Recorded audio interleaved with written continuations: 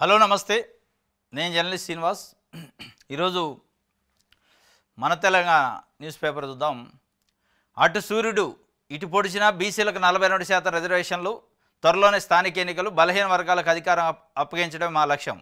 1,00,000 కోట్లు పెట్టి కట్టిన కాళేశ్వరం కూలేశ్వరం అయింది. ప్రాజెక్టులపై నాగార్జునసాగర్ కట్టపై చర్చిద్దామా? మేడిగడ్డ కూలిన చోట బీఆర్ఎస్ నేతలను ఉరితీసినా తప్పులేదు. పల్లెపూరులో గంజాయి మొక్కలు మొలవకూడదు, ఎవరొచ్చినా సచ్చినా 10 ఏళ్ళు కాంగ్రెస్దే అధికారం. 3.10 కోట్ల మందికి సన్నబియ్యం బువ్వా, రేషన్ కార్డులు పేదోడు ఆత్మగౌరవం. సూర్యాపేట జిల్లా తుంగతుర్తి నియోజకవర్గంలో కొత్త రేషన్ కార్డుల పంపిణీ కార్యక్రమం ప్రారంభించిన అనంతరం ముఖ్యమంత్రి రేవంత్ రెడ్డి గారు చెప్తుండు. అటు సూర్యుడు ఇటు పొడిచినా బీసీలకు 42% రిజర్వేషన్లు అట. అటు సూర్యుడు ఇటు ఏం పొరవాల్సిన అవసరం లే. మీరు పోయి ఢిల్లీలో నరేంద్ర మోడీ గారి ఛాంబర్ ముందు కూర్చుంటే చాలు, లేదా పార్లమెంట్లో మీ పార్లమెంట్ సభ్యులు డిమాండ్ చేస్తే చాలు, మీరు ఢిల్లీ జంతర్ మంతర్ దగ్గర ముఖ్యమంత్రి గారితో సహా మంత్రివర్గం మొత్తం పోయి కూర్చొని లేవకుండా ఉంటే చాలు. బీసీలకు 42% రిజర్వేషన్ వచ్చిందాక మేము పోము, 9th షెడ్యూల్ చేంజ్ చేయండి. తమిళనాడులో ఎట్లయితే 69% రిజర్వేషన్ ఉందో, అంటే 50% సీలింగ్ ఎత్తేయడానికి పార్లమెంట్లోనే చట్టం చేశారో మాకు కూడా చట్టం చేయండి అని అడిగితే చాలు. అటు సూర్యుడు ఇటు, ఇటు చంద్రుడు అటు పోవడాల్సిన అవసరం లే. ఇవన్నీ డైలాగులకు పనికి వస్తాయి. మీరు చేస్తుంది ఏంది? బీసీ కులగన్న అన్నారు, కులగన్న చేశారు. డెడికేటెడ్ కమిషన్ అన్నారు, డెడికేటెడ్ కమిషన్ ఇంతవరకు రిపోర్ట్ ఇలే, దానికి అఫీషియల్గా అథెంటికేషన్ లేదు. అది ఆడబెట్టారు. అది ఆడబెట్టి ఏం చేశారు? బీసీలకి రిజర్వేషన్ ఇవ్వాలంటే కేంద్ర ప్రభుత్వం చేయాలి కాబట్టి పార్టీ పరంగా ఇస్తా అన్నారు స్టార్టింగ్లో. అది బెడిచికొట్టింది. బెడిచికొట్టాక లేదు లేదు ఇట్లయితే లాభం లేదు, మళ్ళీ మన నెగిటివ్గా అర్థం చేసుకుంటారు కాబట్టి బీసీ బిల్లు తెలంగాణ మన అసెంబ్లీలో పాస్ చేసి పంపిద్దాం కేంద్రానికి, వాళ్ళు చేయకపోతే వాళ్ళ మీద నెట్టేయచ్చు అనుకున్నారు. ఒక బిల్ పాస్ చేశారు, పంపించారు రాష్ట్రపతికి. అది ఎడిపోయింది, ఇంతవరకు అడ్రస్ లేదు. ఆ బిల్ పాస్ చేసిన రోజు అసెంబ్లీలో రేవంత్ రెడ్డి గారు ఏం చెప్పిండు? అన్ని పార్టీల నాయకులను తీసుకొని ఢిల్లీ పోదాం, ఒత్తిడి తెద్దాం అన్నాడు. ఆ బిల్లు పంపిండు కానీ మర్చిపోయిండు. ఇవాళ మళ్ళీ కొత్త డ్రామా ఏం పెట్టిండు? ఆర్డినెన్స్ తెస్తాను నేను, 42% రిజర్వేషన్ తెస్తూ గవర్నర్కి పంపించి ఆమోదింపజేస్తా అంటాడు. మరి ఇది ఉండగా అది ఎందుకు పంపినాం? ఈ అవకాశం ఉండగా ఢిల్లీకి ఫైల్ ఎందుకు పోయింది? ఢిల్లీకి ఫైల్ పోయిందంటే అర్థమైంది ఇక్కడ ఆర్డినెన్స్లో గవర్నర్ చేసేదో రాష్ట్ర ప్రభుత్వం చేసేదో కాదు కాబట్టే, అది పార్లమెంట్లో చట్టం చేయాలి కాబట్టి మరి ఢిల్లీకి పంపారు. అంటే మభ్య పెట్టే కార్యక్రమం చేస్తాడు చేసుకుంటూ, నేను బీసీల కోసం ఏదైనా చేస్తా, అవసరమైతే అర్ధరాత్రి క్యాబినెట్ మీటింగ్ పెడతా, ఇటు సూర్యుడు అటు పొడిచినా నేను 42% రిజర్వేషన్లు ఇచ్చి తీరితే ఎవరు ఆపుతున్నారు? మరి మీ చేతిలో ఉంటే, మీ చేతిలో లేని దాన్ని ఏదో చేస్తానంటే ఎందుకు నటిస్తున్నారు? మీ చేతుల్లోనే ఉంటే కేంద్రానికి ఎందుకు పంపారు? ఇవన్నీ ఉండవు. ఇటు సూర్యుడు అటు, అటు సూర్యుడు ఇటు, ఇవన్నీ డైలాగులు చెబుతాడు. బీసీల కట్ట రాజ్యాధికారం తీసుకురావడానికి ప్రయత్నం చేస్తారంట రేవంత్ రెడ్డి గారు. ఏ చేతన్నట్టు అనిపించలేదు, బీసీల నుంచి దూరం చేసినట్టు అనిపిస్తుంది. నిజంగానే బీసీలకు మీరు 42% రిజర్వేషన్లు కామారెడ్డి డిక్లరేషన్ ప్రకారం ఇవ్వాలి అంటే ఇచ్చే ప్రొసీజర్ ఇది కాదు. ఈ ఆర్డినెన్స్లు, గోంగూర కట్టలు ఇవన్నీ కాదు. డైరెక్ట్గా మీరు కేంద్రం పైన ఒత్తిడి చేసి తమిళనాడు ఎట్లయితే చేయించుకుందో అట్లా చేస్తేనే ఇది. ఇది ఆయన చెప్తున్న పరిస్థితి.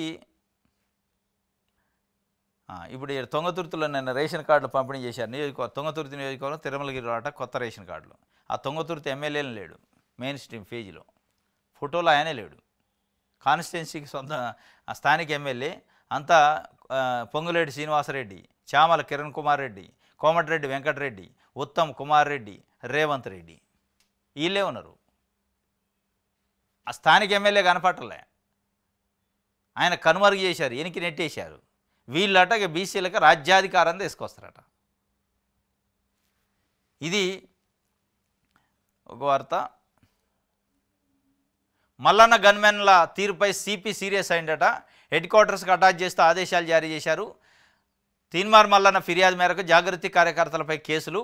మల్లన్న అనుచరులు కత్తితో దాడి చేశారని జాగృతి కార్యకర్తల ఫిర్యాదు. గన్మెన్లను డిస్మిస్ చేయాలని డీజీపీకి ఫిర్యాదు చేసిన ఎమ్మెల్సీ కవిత. కాంగ్రెస్లో కవిత కలవడం ఖాయమన్న ఎమ్మెల్యే. మల్లన్న క్యూనీస్ ఆఫీస్ పైన మొన్న జాగృతి కార్యకర్తలు నిరసన తెలపడానికి పోయిన మన వాళ్ళు చెప్తుండ్రు, లేదు దాడి చేయడానికి వచ్చారు, నన్నే చంపడానికి వచ్చారని మల్లన్న చెప్తుండ్రు. ఆ నిరసనలో, ఆ గందరగోళంలో మల్లన్న గన్మెన్లు 6 రౌండ్లు కాల్పులు జరిపారట. ఆ కాల్పుల పైన సిపి సుధీర్ బాబు నేను సీరియస్ అయిందట. అక్కడ ఏముందని ఎందుకు 6 రౌండ్లు కాల్పులు జరపాల్సి వచ్చింది, మీకు అసలు ఆ ప్రోటోకాల్ పద్ధతి తెలుసా అని చెప్పి సీరియస్ అయ్యి అటాచ్ చేసి పడేశారు ఇద్దరిని, శ్రీనివాస్ అండ్ బాలకృష్ణ అట. ఇద్దరిని ఆయన దగ్గర నుంచి గన్మెన్లుగా తీసుకొచ్చి హెడ్ క్వార్టర్లో అటాచ్ చేసి కొత్త వాళ్ళని అపాయింట్ చేశారు అక్కడ. అంటే దీన్ని బట్టి సిపి సీరియస్ అయిండు, మల్లన్న గన్మెన్లను అటాచ్ చేశారు అంటే మల్లన్న వైపు నుంచి కూడా ప్రొవకేషన్ ఉంది, దాడి చేసే ప్రయత్నం జాగృతి కార్యకర్తలపైన చేశారు, నిరసనకు వచ్చిన వాళ్ళపైన అనేది మనకి దీన్ని బట్టి కొంత అర్థమవుతుంది. మరి ఈ కేసుని ఎటు తిప్పుతారో ఏం కాదో తెలియదు. కానీ కవిత కూడా నిన్న డీజీపీకి లెటర్ ఇచ్చారు, మల్లన్న కార్యాలయంపై నిరసన తెలిపే కార్యక్రమంలో మా కార్యకర్తలపైన కాల్పులు జరిపిన గన్మెన్లను డిస్మిస్ చేయండి అని లెటర్ ఇచ్చింది. ఎట్ ద సేమ్ టైం అదే టైంలో సిపి సీరియస్ అయిండు వాళ్ళపైన. కాబట్టి ఇప్పుడు మధ్యలో బలిపశు వాళ్ళు అయ్యేటట్టు ఉండరు. కవిత బాగానే ఉంటుంది, అటు మల్లన్న బాగానే ఉంటుంది, వీళ్ళిద్దరికి ఎమ్మెల్సీ పదవులు ఉన్నాయి, వాళ్ళు బాగానే ఉంటారు, వాళ్ళు ఉద్యోగం ఓడగొట్టేట్టు ఉండరు వీళ్ళు. ఇది ఒక వార్త వెలుగు పేపర్.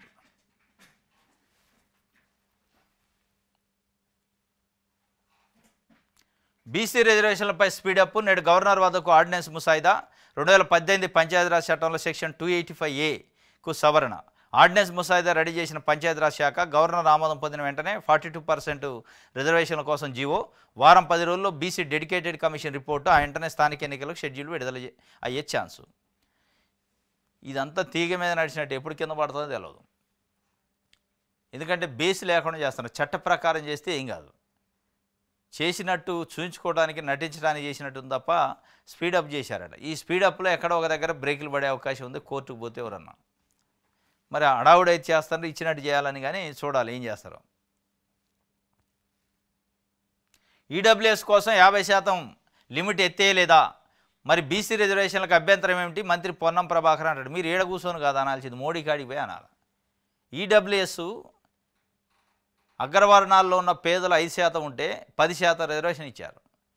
ఈ భారతదేశంలో ఎక్కడా కోర్టులు అబ్జెక్ట్ చేయలే, రాజకీయ నాయకులు అబ్జెక్ట్ చేయలే, ఎవడు మాట్లాడిన గొంతు నులిమి వాళ్ళు బలవంతంగా ఈడబ్ల్యూఎస్ రిజర్వేషన్ ఇచ్చారు. ఎక్కడ చిన్న గల్లు వల్ల ఒక నెత్తురు చుక్క రాలేదు, ఒక నిరసన లేదు. కానీ బీసీలకు వాళ్ళు ఇచ్చిన హామీని నెరవేర్చడానికి ఉద్యమాలు, గొడవలు, గందరగోళం, ఆందోళనలు, అయిద్దో కాదో రకరకాల మలుపులు సీరియల్ లెక్క తిప్పుతా ఉన్నారు.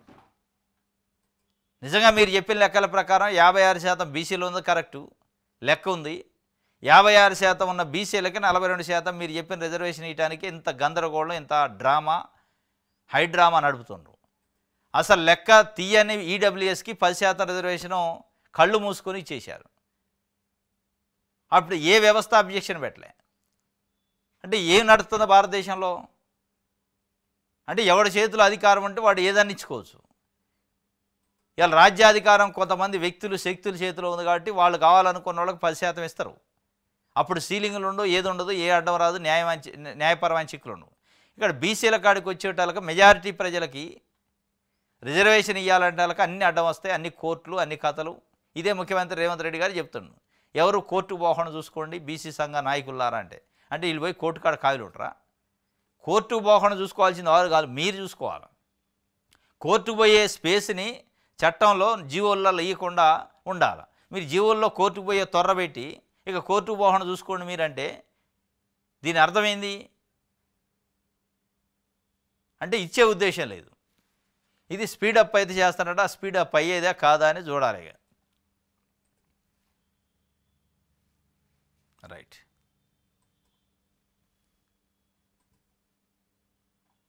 ఆంధ్రప్రదేశ్ బీసీ రిజర్వేషన్ల పోరాటాలకు బాసటాగా ఉంటారట. కేసీఆర్ సమక్షంలో కేటీఆర్, హరీష్ రావు చర్చలు జరిపారట. బీసీ రిజర్వేషన్లకు వాళ్ళు కూడా వచ్చి బాసట ఇస్తారట. ఢిల్లీకి నీటి పంచాయతీ బుధవారం 2 రాష్ట్రాల ముఖ్యమంత్రులతో కేంద్ర జలశక్తి శాఖ మంత్రి సమావేశం ఏర్పాటు. బనకచర్లపైన ప్రధాన చర్చ, మా వాటాపై ఒత్తిడి పెంచుతామని రేవంత్ రెడ్డి చెబుతుండు. ఢిల్లీకి నీటి పంచాయతీ పోయిందట. అసలు పంచాయతీ లేదు, ఎక్కడుంది పంచాయతీ? రేవంత్ రెడ్డి గారు ఏ రోజు పెట్టుకోండి చంద్రబాబు నాయుడు గారు పంచాయతీ పెట్టలే. ఉత్తరాలు రాస్తాడు ఢిల్లీకి, అవి కూడా ఉత్తరాలే.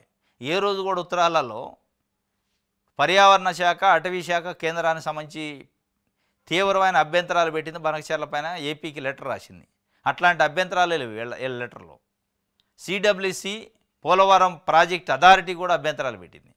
అట్లాంటి అభ్యంతరాలు వీళ్ళ లెటర్లో లేవు. వీళ్ళు కేవలం వేరే వేరే కారణాలు చెప్తున్నారు. మా వాటా దేలేఖనే కట్టండి, మా వాటా దేలేఖనే కట్టండి అంటారు తప్ప అసలు ఇన్ ప్రిన్సిపుల్గా ఉన్న అభ్యంతరాలని కనీసం వాళ్ళు చెప్పలే.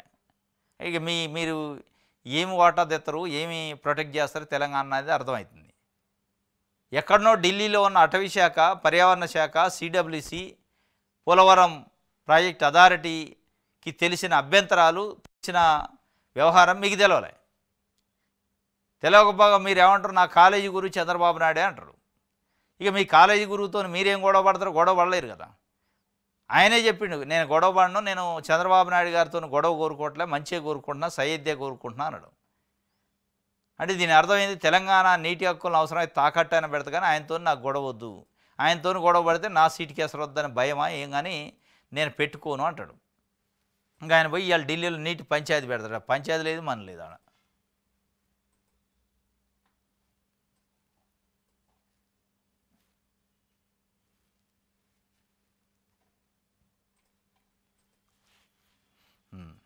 గోదావరి జలాలు తెచ్చుడంటే గ్లాసులో సోడా పోసినట్టు కాదు. 3 అడుగులు ఉన్నాయన 6 అడుగులు ఎత్తు ఎగురుతున్నాడు. 10 ఏళ్ల మంత్రి సొంత మండలానికి పోలీస్ స్టేషన్ సైతం తెచ్చుకోలేదు. ఆయన నన్ను అడ్డుకుంటా అంటున్నాడు. 10 ఏళ్లలో గోదావరి జలాలను తుంగతుర్తికి ఎందుకు తేలేదు? మీరు గ్రామాల్లో బెల్ట్ షాపులు తెరిస్తే మేము రేషన్ షాపులు తెరిచాము. తులసివనంలో గంజాయి మొక్క వచ్చే ఎన్నికల్లో నేలమట్టం. తిరుమలగిరి సభలో సీఎం రేవంత్ రెడ్డి చెప్తుండు గోదావరి జలాలు తెచ్చుడు అంటే గ్లాసులో సోడా పోసినట్టు కాదట. ఎవరు చెప్పారు గ్లాసులో సోడా పోసినట్టని? గోదావరి జలాలు యానించి తేవాలి, మన దగ్గర నుంచి కిందికి పోతుంటే ఆపలేక మన రాష్ట్రం నుంచి కిందికి పోతాను ఏపీకి. చంద్రబాబు నాయుడు గారు 200 టీఎంసీలని నేను వాడుకుంటా, వరద జలాలని కొద్దిసేపు, మిగులు జలాలని కొద్దిసేపు చెప్తుండు. సిడబ్ల్యూసి అసలు వరద అంటే ఏంది, మిగులు అంటే ఏంది చెప్పండి అని అడిగింది. అది కూడా మీరు చెప్పలేని పరిస్థితులు, అడగలేని పరిస్థితులు ఉండి నేను సోడాలో ఏంది సోడా పోసినట్టు కాదు గ్లాసులో గోదావరి జలాలని తేవటం అంటే తెచ్చుడాడు. యానించి తేవాలి, ఆకాశం నుంచి తెస్తావు. అరే పైన వచ్చే నీళ్ళని ఆపిపట్టి మోటార్లు వేసి నింపుకొని రిజర్వాయర్లు నీళ్ళు వదలంటారా నాయన అంటే అది లేక కింద బనకచర్ల అని చెప్పి ఆయన స్టార్ట్ చేస్తే నేను చంద్రబాబు నాయుడు గారితో గొడవ కోరుకోవట్లేదు, నా కాలేజీ గురువు అని చెప్పుకుంటా సోడాలు మందులు చెప్తుండి. ఇంకోటి ఆయన 3 అడుగులు లేని ఆయన 6 అడుగులు ఎగురుతుండట. నిన్న సూర్యాపేట ఏరియాలో తిరుమలగిరి తుంగతుర్తి కాన్స్టిట్యున్సీ పోయిండు. బీఆర్ఎస్ పార్టీ నాయకుడి మాజీ మంత్రి అట, ఆయన సొంత గ్రామానికి పోలీస్ స్టేషన్ కూడా తెచ్చుకోలేదట అని విమర్శిస్తాడు. 3 అడుగులు లేని ఆయన 6 అడుగులు అంటే మరి అక్కడ గతంలో 10 ఏళ్ళు మంత్రిగా చేసిన జగదీష్ రెడ్డి ఉండు, మరి ఆయన్ని ఉద్దేశించి ఆయన అడ్డుకుంటాడు, నన్ను ఎట్లా అడ్డుకుంటాడు అని అడుగుతుండు. ఈ వ్యక్తిగత విమర్శలు కాకుండా ఏదైనా పాలసీ మీద ఆయన ఊరికి పోలీస్ స్టేషన్ తెచ్చుకుండా, పోస్ట్ ఆఫీస్ తెచ్చుకోవడం మనకెందుకు, మనం ఏం చేస్తున్నాం అనేది కదా ఏడు ఇంపార్టెంట్. ఆయన పోలీస్ స్టేషన్ పోస్ట్ ఆఫీస్లో తెచ్చుకుంటూ లేతలేదు, మీరేం చేశారు అనేది మ్యాటరు. అది చెప్పట్లే, విమర్శించిండు వచ్చిండు.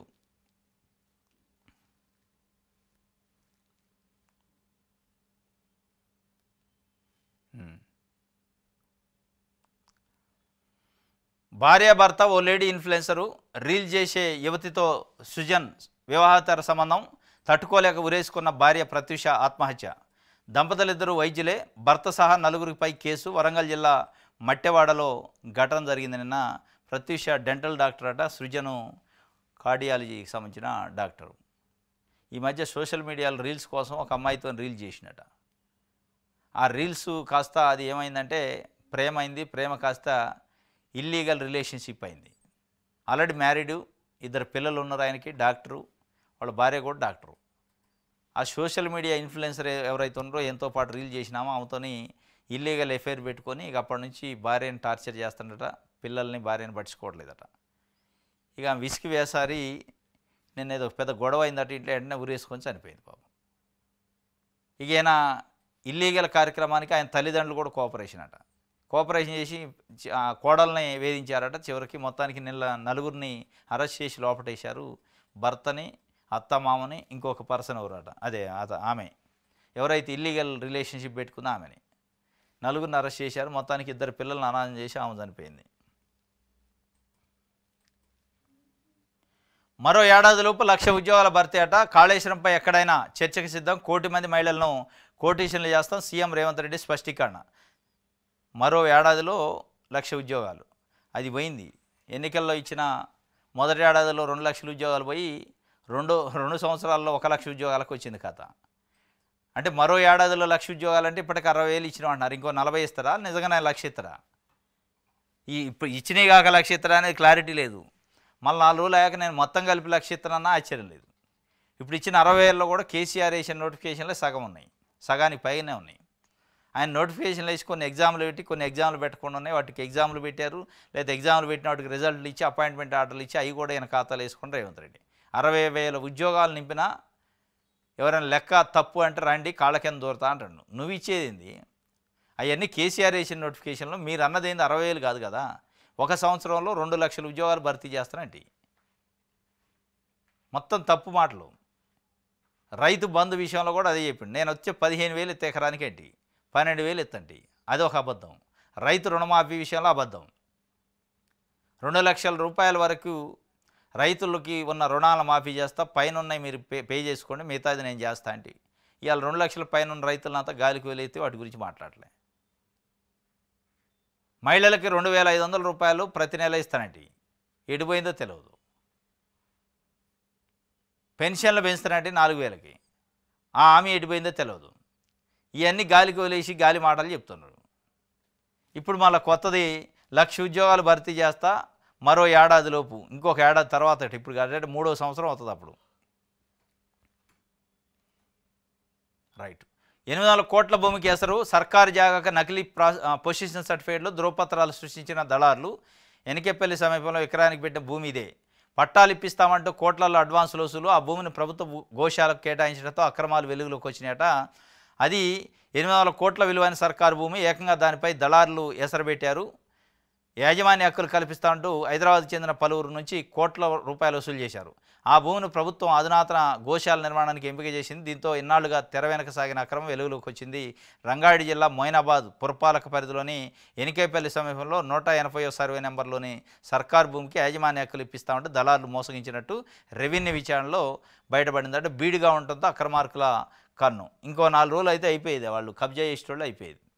ప్రభుత్వం ఎందుకో గోశాల ఒకటి పెట్టాలని నిర్ణయించిందట. గోశాల కేటాయించినప్పుడు డొంక అంతా కదిలింది. ఇట్లే 4 రోజులు ఉంటే ఏదో ఒక బిల్డింగ్ లేచే నాదే అనేటోడు వాడు కోర్టుకు పోయేటోడికి అది దశాబ్దాలు పట్టేది తేలటానికి. ఇట్లాంటి హైదరాబాద్ చుట్టూ ఎన్ని ఉన్నాయో దందాలు. నా కుమార్తె వివాహానికి రండి, రాహుల్ గాంధీని ఆహ్వానించిన జగ్గారెడ్డి దంపతులు. సంగారెడ్డి మాజీ ఎమ్మెల్యే జగ్గారెడ్డి మొత్తం కుటుంబ సమేతంగా పోయిండు. మొన్న ట్రైన్లో పోయిండు. మళ్ళీ ఇక్కడ నుంచి ఫ్లైట్ కూడా కాదు. ఆయన కూతురు వివాహం ఉందట ఆగస్టు 7th రోజు సంగారెడ్డిలో. దానికి మల్లికార్జున ఖర్గేని, రాహుల్ గాంధీని, కాంగ్రెస్ పార్టీలో కేంద్ర జాతీయ స్థాయిలో నాయకులను అందరినీ పిలవడానికి పోయిండు. దాంట్లో ముఖ్యంగా రేవంత్ ఆయన రాహుల్ గాంధీకి నన్ను ఇచ్చిండు, ఇన్విటేషన్ ఇచ్చి రావాలని చెప్పిండు. ఖర్గేకి ఇతర ముఖ్య నేతలను కలిసి పెళ్లి పత్రిక అందజేసిండట జగ్గారెడ్డి. అదొక వార్త ఇచ్చారు.